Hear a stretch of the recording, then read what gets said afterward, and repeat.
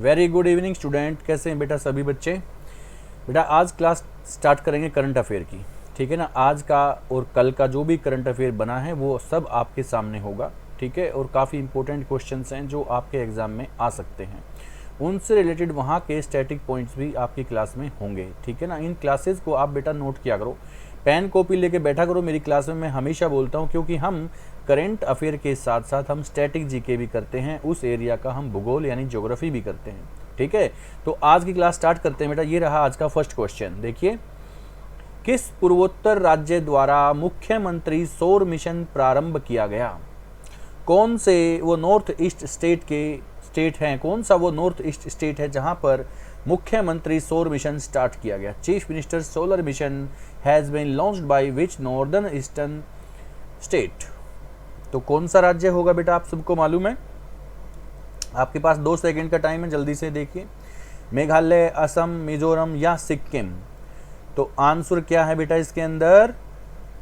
देखो ये जो सौर मिशन जो लगता है ये कहाँ पर लगता है? वैसे इसने स्टार्ट किया है, चलो मैं इसका आंसर आपको बता दूं, आप लोगों ने सोच लिया होगा, इसका आंसर है मेघालय। आंसर है मेघालय। देखिए बेटा ये जो सौर मिशन स्टार्ट किया गया ये वहाँ पर काफ़ी जो बंजर भूमि पड़ी है जहाँ पर कुछ भी नहीं होता, ठीक है ना, वहाँ पर ये लोग अब वहाँ सौर मिशन उन्होंने स्टार्ट किया है। सोलर प्लांट्स वहाँ पर लगाएंगे वो लोग, ठीक है ना। और कितना ऊर्जा, कितना एनर्जी वो देगा? 10,000 मेगावाट वो एनर्जी वहाँ पर देगा। 10,000 मेगावाट की एनर्जी वो वहाँ पर देगा, ठीक है ना। और वहाँ पर बंजर भूमि पर ये ऐसा करेंगे वहाँ, क्योंकि वहाँ जो बंजर भूमि है वो इसी काम में वो यूज करेंगे। लेकिन वहाँ छोटे छोटे जैसे कि आलू वगैरह की सब्जी वहाँ पर फिर भी आप कर सकते हो, आलू की फसल वहाँ पर हो सकती है, ठीक है ना। आलू वहाँ ज़मीन में हो सकते हैं, बाकी और वहाँ पर कुछ नहीं होगा। ऐसी जगह पे वो लगाएंगे जहाँ वो बंजर भूमि पड़ी है और किसी यूज में नहीं आती, ठीक है। वहाँ पर 10,000 मेगावाट का वो प्लांट लगाया जाएगा जो कि सोलर मिशन होगा, ठीक है ना। तो ये कहाँ पर लगाया जाएगा बेटा? मेघालय। मेघालय की बात कर लेते हैं। देखिए बेटा हम मेघालय की बात करें, पहले मैं इसको थोड़ा सा साफ कर दूं। मेघालय की बात करते हैं। मेघालय के सीएम कौन है? Chief minister of Meghalaya Shri Conrad. कौन है बेटा? श्री कोनराड। ध्यान से सुनिएगा, ये मेघालय के chief minister Shri Conrad. Meghalaya के अंदर कौन कौन सी माउंटेन्स हैं? गारो, खासी और जैंतिया। जैंतिया इंग्लिश में भी लिख देते हैं, गारो, खासी, जैंतिया, ठीक है। ऐसे भी लिख सकते हैं और स्पेलिंग आप दूसरे तरीके से भी लिख सकते हैं, गारो, खासी, जैंतिया। और बेटा ये तीनों यहाँ पर माउंटेन रेंज भी हैं, माउंटेन रेंज भी हैं, और ये तीनों यहाँ पर ट्राइब्स भी हैं। क्या हैं? ट्राइब्स। ट्राइब्स बोले तो जनजाति क्षेत्र भी हैं इसी के नाम से। और इसीलिए इन तीनों पहाड़ियों के कारण वर्ल्ड में सबसे ज्यादा रेनफॉल यहीं पर होता है। Highest rainfall in the world, highest rainfall in the world. Mawsynram Meghalaya के अंदर जगह है, मोसिनराम, चेरापूंजी, है ना। तो ये चेरापूंजी के स्थान पर अब हो गया मोसिनराम। तो बेटा मोसिनराम में दुनिया में सबसे अधिक बारिश होती है मेघालय के अंदर, क्योंकि वहाँ पर 3 पहाड़ियाँ, गारो, खासी, जैंतिया, इन तीनों पहाड़ियों की वजह से वहाँ दुनिया में सबसे अधिक बारिश होती है। और गारो, खासी, जैंतिया वहाँ पर ट्राइबल भी एरिया है, यानी कि जनजाति क्षेत्र भी हैं इन्हीं के नाम से। मेघालय के जो सीएम हैं वो श्री कोनराड होंगे। कौन है? श्री कोनराड। मेघालय की राजधानी कौन सी होगी? शिलोंग होगी। कौन सी होगी बेटा? शिलोंग, ओके। असम के अंदर आप जानते ही हो, असम के अंदर ट्राइब एरिया कौन सा है? मैं थोड़ा ट्राइब के बारे में यहाँ पर बताऊंगा।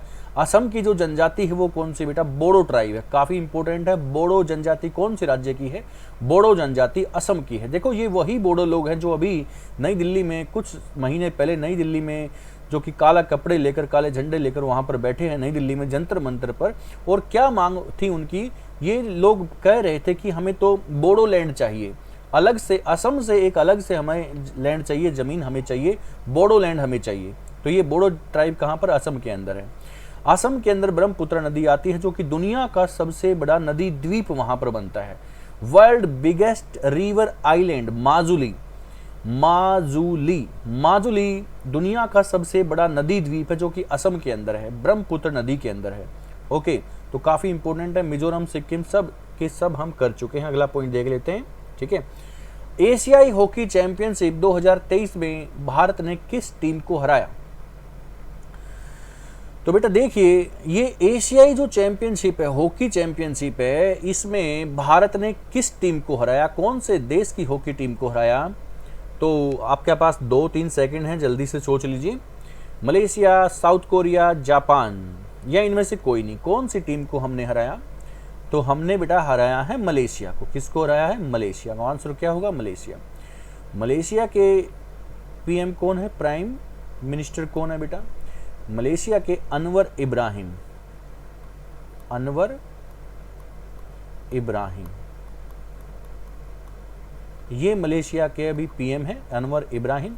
मलेशिया की राजधानी क्या है? कुआलालंपुर, कुआलालंपुर, ये मलेशिया की राजधानी है, कुआलालंपुर। मलेशिया अपने रबड़ के प्रोडक्शन के लिए काफ़ी ज़्यादा जाना जाता है। रबड़ काफ़ी ज़्यादा मात्रा में वहाँ पर होता है, लेकिन सबसे ज़्यादा रबड़ दुनिया में थाईलैंड में सबसे अधिक होता है। रबड़ की सड़कें भी मलेशिया में होती हैं। थाईलैंड में सबसे ज़्यादा रबड़ की सड़कें पाई जाती हैं, अभी होती हैं, ठीक है ना। मलेशिया के अंदर हमने मलेशिया को हराया बेटा। थोड़ा सा हम एशियाई हॉकी चैंपियनशिप की बात करें। ये जो एशियाई हॉकी चैंपियनशिप है, ये कहाँ पर होस्ट किया गया था? ये इसका आयोजन हुआ था बेटा चेन्नई के अंदर। कहाँ पर हुआ था ये? चेन्नई में। स्टेडियम का नाम क्या था? स्टेडियम का नाम था राधा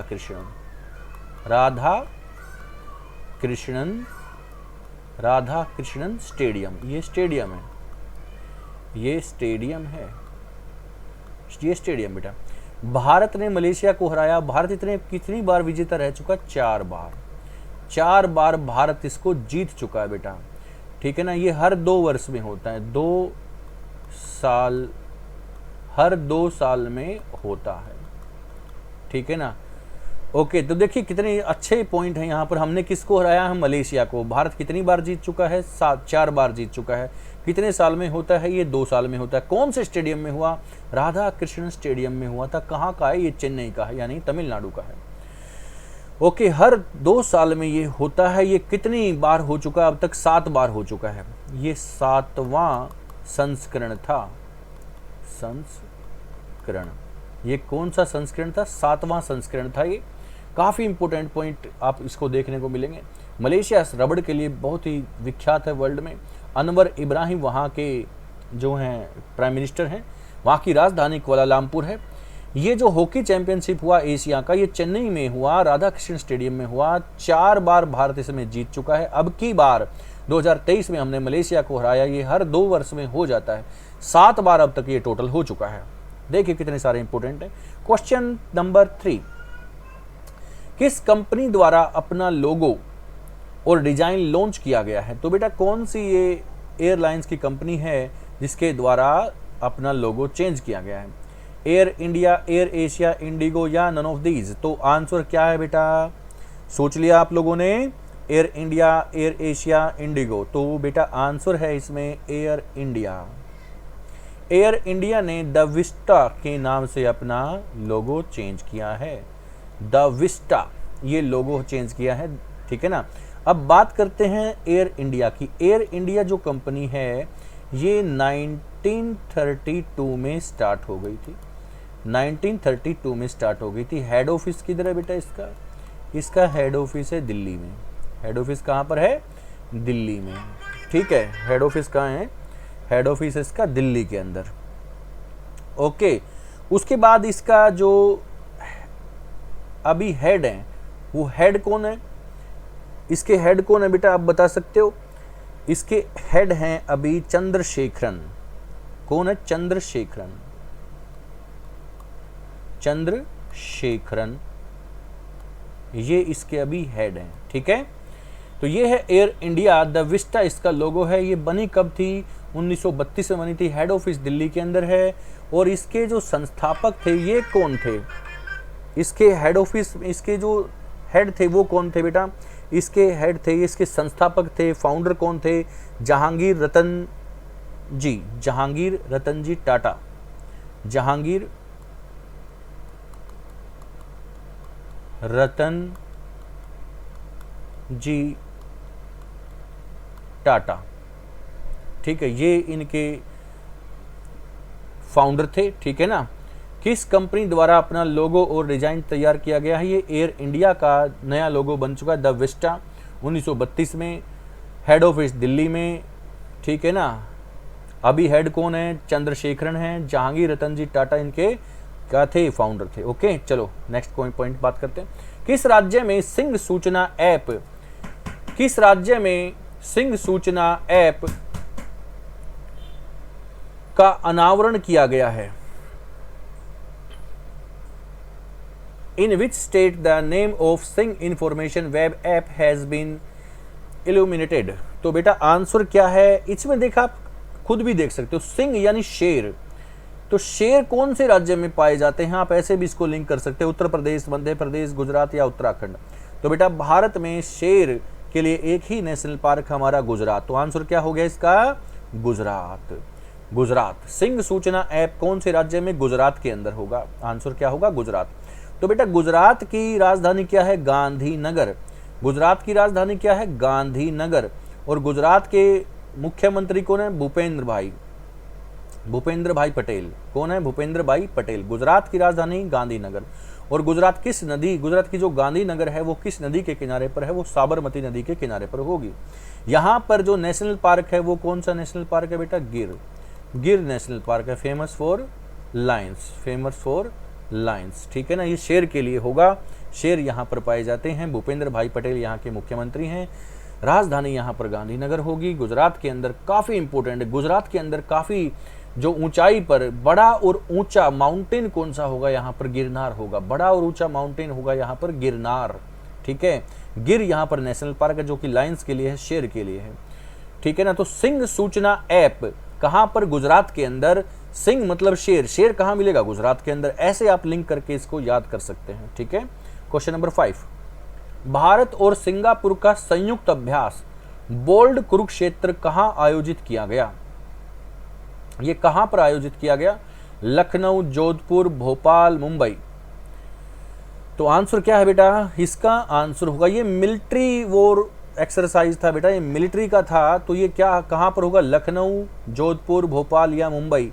तो आंसर क्या है बेटा इसका? सोच लिया आप लोगों ने? आंसर है इसका जोधपुर। क्या आंसर? जोधपुर, ठीक है। आंसर है जोधपुर। कहां पर है जोधपुर? जोधपुर कहां पर बेटा? राजस्थान के अंदर। ये कहां पर है? राजस्थान के अंदर। राजस्थान की राजधानी क्या है? जयपुर। जयपुर को क्या बोलते हैं? पिंक सिटी बोलते हैं। जयपुर के सीएम कौन है? सॉरी, राजस्थान के सीएम कौन है?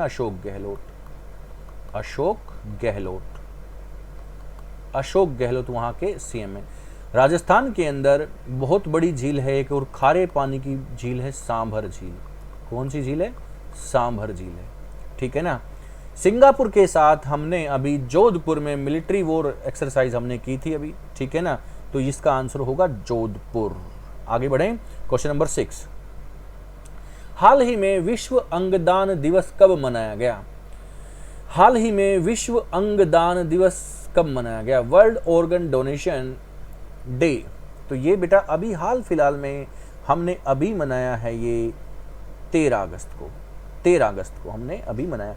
क्या आप लोगों को मालूम है राष्ट्रीय भारत का अपना अंगदान दिवस कौन सा है? हमारा भारत का राष्ट्रीय अंगदान दिवस, हमारा भारत का राष्ट्रीय अंगदान दिवस कौन सा होता है बेटा? क्या आप लोगों को मालूम है? बता सकते हैं? ये तो हो गया वर्ल्ड का, ये तो हो गया विश्व का अंगदान दिवस। भारत का कौन से वाला है राष्ट्रीय? हमारा भारत का, यानी भारत वाला कौन सा होगा? 27 दिसंबर वाला। भारत को कौन सा होता है बेटा? 27 दिसंबर को, ठीक है। भारत का राष्ट्रीय अंगदान दिवस कौन सा होगा? 27 दिसंबर को होता है। ये जागरूकता फैलाने के लिए मनाया जाता है कि ऐसे ऐसे आप किसी की भी जान बचा सकते हैं। ओके, 12 अगस्त की मैं बात करूं बेटा, 12 अगस्त वो दिवस है जब हमने अभी हाथी दिवस मनाया। कौन सा दिवस था अभी? विश्व हाथी दिवस था, है ना। भारत में सबसे ज्यादा हाथियों की संख्या कहां पर हो गई है? कर्नाटक के अंदर। कर्नाटक के अंदर भारत में सबसे अधिक हाथियों की संख्या हो गई है। 12 अगस्त को ही हमने वर्ल्ड यूथ दिवस भी मनाया है, विश्व युवा दिवस। विश्व युवा दिवस अभी हमने मनाया है, विश्व युवा दिवस। ठीक है बेटा, ये 12 अगस्त के क्वेश्चन हैं। चलो आगे बढ़ते हैं हम। भारत के किस राज्य में पहली कैनबिस भांग मेडिसिन परियोजना कहाँ शुरू की गई है?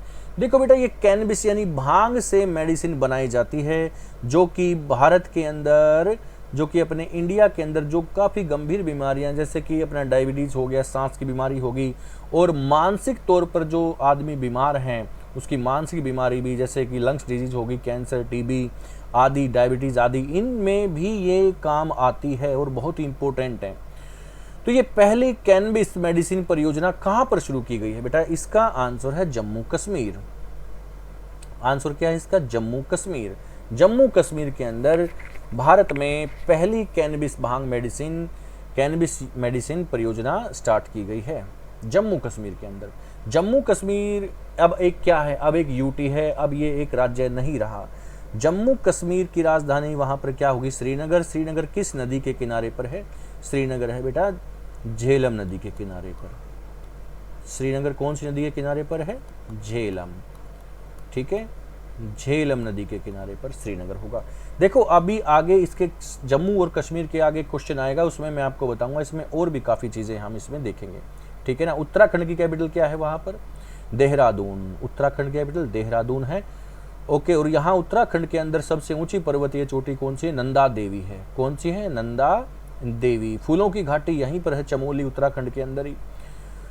हिमाचल प्रदेश है। हिमाचल प्रदेश के अंदर बहुत ही इंपॉर्टेंट क्वेश्चंस वहाँ पर भी बनते हैं। हिमाचल प्रदेश के अंदर भाखड़ा नांगल डैम आप कर सकते हो, हिमाचल प्रदेश के अंदर, है ना। हिमाचल प्रदेश के अंदर धौलाधार माउंटेन आप करेंगे। Dhauladhar in which state? Dhauladhar mountain Himachal Pradesh के अंदर होगा, काफ़ी इंपॉर्टेंट है। ठीक है, चले आगे बढ़ते हैं। क्वेश्चन नंबर 8, विश्व के सबसे ऊंचे रेलवे ब्रिज पर राष्ट्र ध्वज कहाँ फहराया गया है? भारत ने अपना तिरंगा फहराया है कहाँ पर? जम्मू कश्मीर में। आंसर बेटा क्या है इसका? जम्मू कश्मीर में। देखो यहाँ पर मैं जम्मू कश्मीर में आपको यहाँ पर कुछ पॉइंट्स में अलग से बताऊंगा। देखिए जम्मू कश्मीर में ये राष्ट्रीय ध्वज फहराया गया है, जो कि सबसे ऊंचा रेलवे ब्रिज यहाँ पर बनाया गया है। इसका नाम है चेनाब ब्रिज। क्या ब्रिज है इसका नाम? इसका नाम है चेनाब पुल या चेनाब ब्रिज। किस नदी पर? चेनाब नदी पर। ठीक है ना। जम्मू कश्मीर के अंदर चेनाब नदी पर चेनाब ब्रिज है ये, इस पर ये भारत का जो राष्ट्रीय ध्वज है अपना भारत का, ये झंडा यहाँ पर फहराया गया है। ठीक है ना। तो बेटा ध्यान से सुनिए, जम्मू कश्मीर के अंदर यहीं पर भारत की सबसे बड़ी मीठे पानी की झील है वूलर झील। कौन सी है? वूलर झील। यहीं पर कौन सी है? डल झील। यहीं पर और कौन सी है? यहाँ पर शेषनाग झील है, शेषनाग झील। यहीं पर बेरी नाग झील है। कौन सी है? बेरी नाग झील है। यहाँ पर बेटा, यहाँ पर किश्तवाड़ नेशनल पार्क है, किश्तवाड़। यहीं पर और कौन सा है? यहीं पर सलीम अली नेशनल पार्क है, सलीम अली नेशनल पार्क है यहीं पर, जो कि बर्ड सेंचुरी है। ठीक है, किश्तवाड़ यहीं पर है। काफ़ी इंपॉर्टेंट पॉइंट्स हैं जम्मू कश्मीर के बारे में यहाँ। ठीक है, तो भारत का सबसे ऊंचा झंडा, जो कि सबसे ऊंचे रेलवे ब्रिज पर, जो कि विश्व का सबसे ऊंचा रेलवे ब्रिज है, चेनाब ब्रिज, जम्मू कश्मीर में चेनाब नदी पर, यहाँ पर फहराया गया। ठीक है, आगे बढ़ते हैं। क्वेश्चन नंबर 9, कौन से राज्य के मनकुराड़ आम को भौगोलिक संकेत जीआई टैग प्रदान किया है? वहाँ की जो विशेषता है वो मनकुराड़ आम की विशेषता बताई गई है। तो कौन से राज्य का ये मनकुराड़ आम है? गोवा, उत्तर प्रदेश, जम्मू कश्मीर या नन ऑफ दीज? तो बेटा आंसर है क्या इसमें? यह आंसर है गोवा। गोवा, हम गोवा की बात कर लेते हैं। जो गोवा है बेटा, वो गोवा के अंदर कौन कौन सी नदियां हैं? एक तो मांडवी, ध्यान से सुनिए, जुआरी, गोवा के अंदर कौन सी है? मांडवी और जुआरी, मांडवी और जुआरी। गोवा के अंदर जो डांस है वो भी आप इसको याद कर सकते हो, मांडी, मांडवी नदी के नाम से ही मांडी नृत्य। कौन सा है? मांडी नृत्य, मांडी डांस आप वहाँ पर गोवा के अंदर आप याद कर सकते हैं, ठीक है ना। भारत का सबसे ऊंचा यहाँ पर जो चर्च है, कैथोलिक चर्च वगैरह, वहाँ पर गोवा के अंदर बताया जाता है, ठीक है। तो ये आपको क्वेश्चंस वहाँ कर लेने हैं। मन कुराड़ आम का भौगोलिक जो मन कुराड़ मैंगो है उसको भौगोलिक संकेत यानी जीआई टैग उसको मिला है, ये गोवा का है। ओके, आगे बढ़ते हैं। आगे देखिए बेटा, यहाँ पर क्वेश्चंस हम खत्म करेंगे आज 10 क्वेश्चन, क्योंकि डेली का डेली उतना करंट जो आपके पेपर के लायक है वो यहाँ पर खत्म हो जाते हैं, क्योंकि कल का और आज का यानी 13 तारीख और 14 तारीख में इतना ही करंट आपके पेपर के जो लिहाज से देखा जाए तो आज इतने ही क्वेश्चंस बने, ज़्यादा कुछ करंट है नहीं, ठीक है। अब मैं इसमें और भी बाकी चीज़ें मैं डाल सकता हूँ, इसमें यहाँ पे मैं 20-30 क्वेश्चन भी आपको बता सकता हूँ, लेकिन बेटा वो क्वेश्चंस आपके एग्जाम के हिसाब से नहीं होंगे, वो बहुत ही वाहियात किस्म का करंट अफेयर होता है। बाकी चैनल्स पे आप देखोगे काफ़ी अच्छे क्वेश्चंस भी होते हैं, लेकिन वो टाइमिंग बढ़ाने के लिए क्या होता है कि ज़्यादातर जो कोचिंग सेंटर वाले हैं या कोई फिर अपने ऑनलाइन पढ़ाने वाले हैं वो एक्स्ट्रा क्वेश्चंस भी डालते हैं टाइमिंग के लिए, जो कि आपके एग्जाम में नहीं पूछे जाते। बेटा मैं ये नहीं कह रहा कि उनका सारा ही अच्छा है, काफ़ी अच्छे क्वेश्चंस भी डालते हैं, ठीक है, ऐसी बात नहीं है, आप कहीं से भी पढ़ सकते हैं, सब के सब अच्छे क्वेश्चन डालते हैं, अच्छा पढ़ाते हैं, लेकिन वहाँ पर टाइमिंग बढ़ाने के लिए कुछ एक्स्ट्रा चीज़ें भी बताई जाती हैं जो कि हम नहीं बताएंगे, थोड़ा सेशन लेंगे, लेकिन आपके एग्जाम के पॉइंट ऑफ व्यू से बेस्ट क्वेश्चंस होंगे। ऐसा नहीं कि कोई करंट बना नहीं है और जो कि पिछली क्लासेस के और पिछले महीने के उसमें चीज़ें आप ऐड करते चल रहे हैं, ऐसा नहीं होगा। जो बिल्कुल फ्रेश होगा आपके एग्जाम के पॉइंट ऑफ व्यू से होगा वो चीज़ें हम इसमें लेके आएंगे। Thank you very much. Classes को बेटा लाइक और शेयर करते रहिए करो, ठीक है ना। आप लाइक कम करते हैं, जो बच्चा लाइक और शेयर करेगा वो जरूर आपके, इसका मतलब ये होगा वो पढ़ रहा है, ठीक है। और कमेंट कीजिए, क्वेश्चंस पूछिए, डाउट पूछिए। आप डाउट पूछोगे तभी मुझे पता चलेगा बच्चा कौन पढ़ रहा है, क्योंकि काफ़ी बच्चे मेरे पास ऑफलाइन पर भी पढ़ रहे हैं, ज़्यादातर ऑफलाइन वाले बच्चे कमेंट करते हैं। जो बच्चा नया जुड़ता है बेटा वो बच्चा भी कई बार कमेंट करके मुझे बता सकता है कि सर हम नए बच्चे हैं, सिर्फ हम ऑनलाइन ही पढ़ते हैं, तो बेटा वो भी एक बार कमेंट करके मुझे ज़रूर बताएं, ठीक है।